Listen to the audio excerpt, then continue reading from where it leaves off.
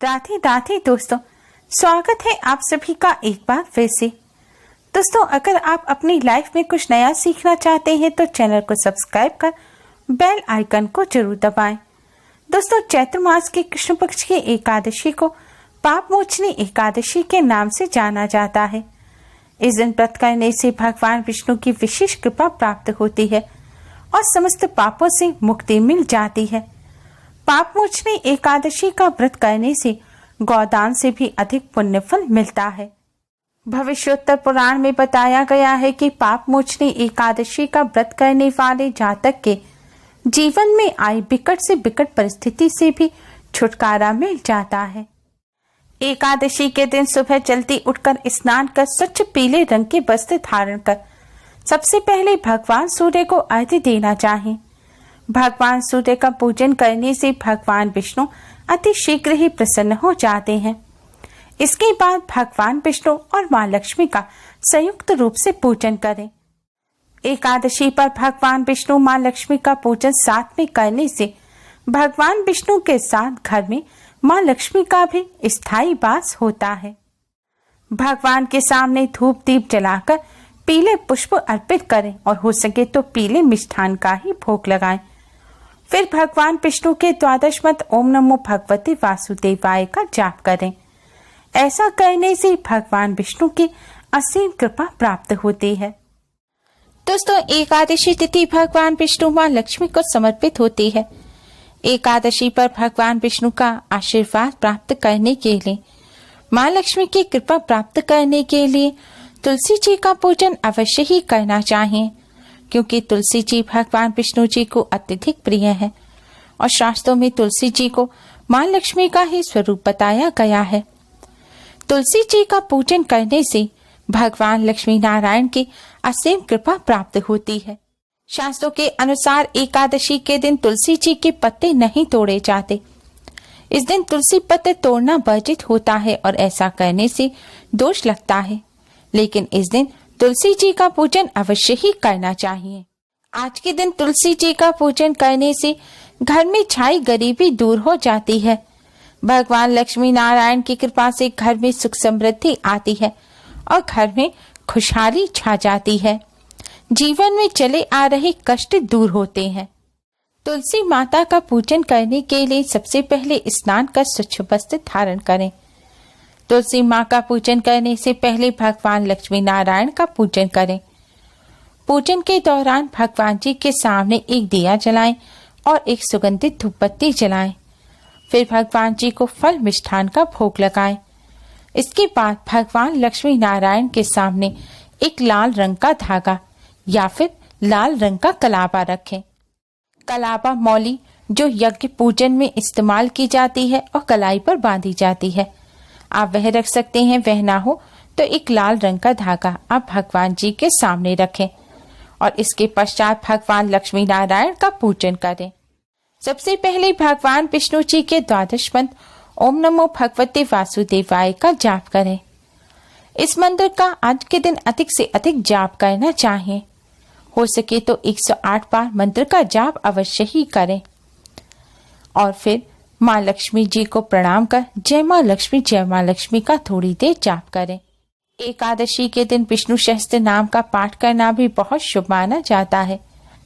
इस तरह भगवान लक्ष्मी नारायण का पूजन करने के पश्चात अब आप तुलसी माता का पूजन करें।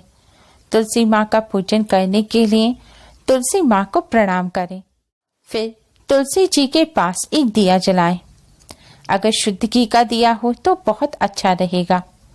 अगर शुद्ध घी ना हो तो अन्य घी जिसका भी आप मंदिर में दिया जलाते हैं वह दिया आप तुलसी जी के पास जलाएं।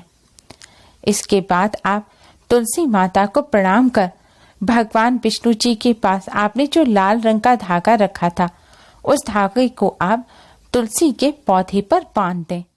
आप लाल रंग के धागे को तुलसी माता पर 7 बार लपेटें और एक गांठ लगाएं। धागा लपेटते समय आपको ओम नमो भगवते वासुदेवाय मंत्र का जाप करते रहना है। तुलसी जी पर धागा बांधने के पश्चात अब आप तुलसी माँ की 11 परिक्रमा करें।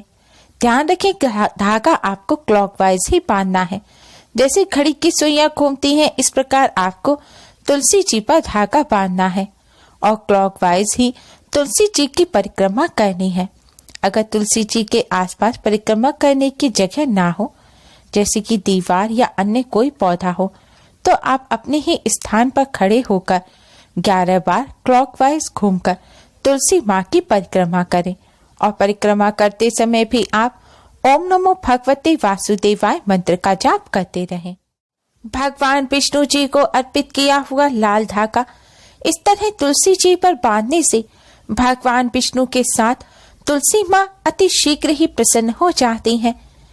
देव उठनी एकादशी पर भगवान विष्णु जी का विवाह तुलसी जी के साथ कराया जाता है। इसलिए यह लाल धागा जब तुलसी जी को बांधा जाता है, तब इससे माँ तुलसी का असीम आशीर्वाद प्राप्त होता है। तुलसी माँ की कृपा से घर में सुख समृद्धि बनी रहती है। भगवान विष्णु अपने भक्तों के सभी कष्टों को दूर करते हैं। धर्मशास्त्रों के अनुसार तुलसी जी में माँ लक्ष्मी का भी वास होता है। लक्ष्मी जी को लाल रंग अत्यधिक प्रिय है। इस तरह लाल धागा तुलसी जी पर बांधने से माँ लक्ष्मी का भी आशीर्वाद प्राप्त होता है।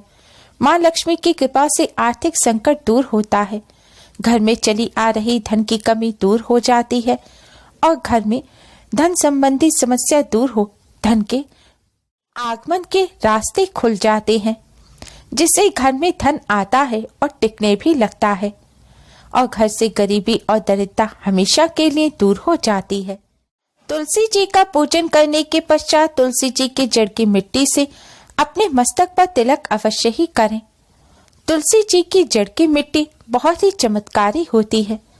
धर्मशास्त्रों के अनुसार तुलसी जी की जड़ की मिट्टी से तिलक करने से दरिद्रता दूर हो जाती है, साथ ही दुर्भाग्य भी सौभाग्य में बदल जाता है।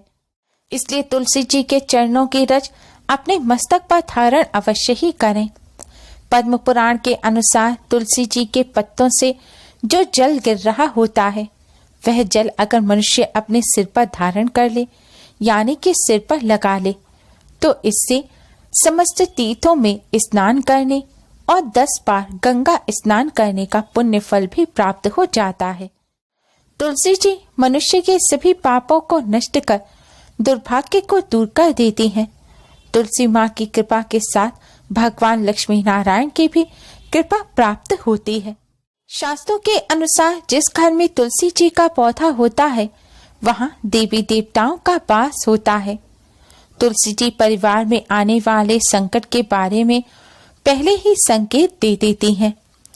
जहाँ तुलसी जी का पौधा होता है, वहाँ कभी भी आकाशीय बिजली भी नहीं गिरती। इसलिए घर में तुलसी जी का पौधा अवश्य ही लगाना चाहिए। एकादशी के दिन तुलसी माता का पूजन विशेष रूप से किया जाता है। इस दिन तुलसी माँ का पूजन किए बिना भगवान विष्णु का पूजन अधूरा रहता है। तुलसी माँ का पूजन करते समय महिलाओं को अपना सिर अवश्य ही ढकना चाहिए। बिना जूते चप्पल पहने तुलसी जी का पूजन करना चाहिए। तुलसी जी का पूजन सदैव भगवान विष्णु के पूजन करने के पश्चात ही करना चाहिए। तुलसी जी के पास संध्या काल के समय दीपक अवश्य ही जलाना चाहिए। कहते हैं जिस घर में रोजाना तुलसी जी के पास संध्या काल के समय दीपदान किया जाता है, उस घर में कभी भी गरीबी और दरिद्रता नहीं आती। दोस्तों, एकादशी पर भगवान विष्णु माँ लक्ष्मी की कृपा प्राप्त करने के लिए कुछ बातों का ध्यान भी रखना चाहिए।